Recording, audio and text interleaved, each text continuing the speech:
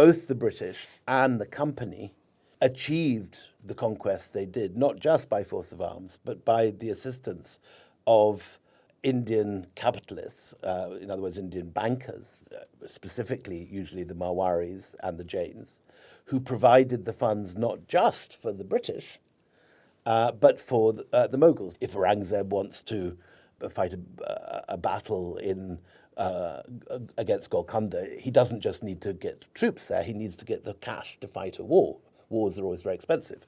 And one of the ways he'll do that is to, pay money into a Marwari banker in the Chowri Bazaar and withdraw it in Aurangabad. But in Anarchy, you write about the fact that at least with the Jagat Seths who almost put out a contract to say, come in and do it. Almost, they did put out a contract. Now, this is something that very few people are taught in Indian textbooks.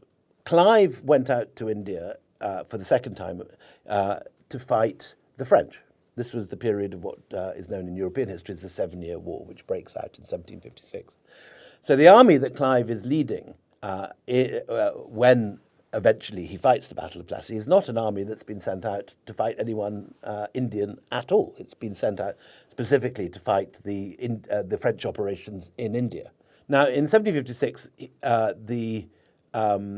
he does this, and he captures Chandanagar, which is the French base downstream from Calcutta. And it's at this point that he receives a note from the Jagat Seths, and he's offered £1 million personally in order to depose Siraj-ud-Dowlah, and he's offered another £1 million for the company. He just goes ahead and does it and accepts this money. And at the end of capturing Murshidabad after the Battle of Plassey, it's a simple matter of literally transferring the gold out of the treasury in Murshidabad into punts, which is then punted down the Hooghly into Fort William. And it's as simple as that. It's literally a transfer of wealth from an Indian bank vault to one owned by the company. And the company gets the money thereafter to fight further battles because it offers a kind of tax-free status to the Marwari bankers who had been based, in Nagaur and Oswald Jain's outside Jodhpur and so on. But they transfer to Calcutta, where they were until about the 1960s when the Marxists drive them out. They offer them the same terms that people are offered now to move to the UAE, to Dubai or to Singapore, which is basically no taxes. And these guys do very well out of the British. The British may loot, they may asset strip, but they repay their bankers with interest on time. And this is the difference, because as we see, for example, in the history of 1857, when the rebels take over Delhi, they tend to hang up moneylenders by their ankles and beat them until they make a loan.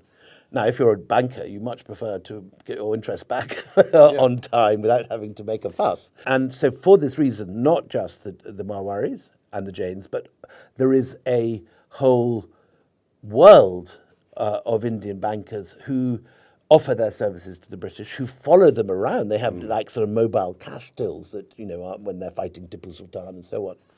And this is one of the key strategic assets which allows the British to take over India. A lot of it's about technology of warfare. 18th century warfare is amazing new developments in horse artillery and in file firing, the musket with the bayonet. The other half of the story is the capital to fight the wars. The Indian moneylenders back the British against the Marathas and against Tipu Sultan, and that makes the difference.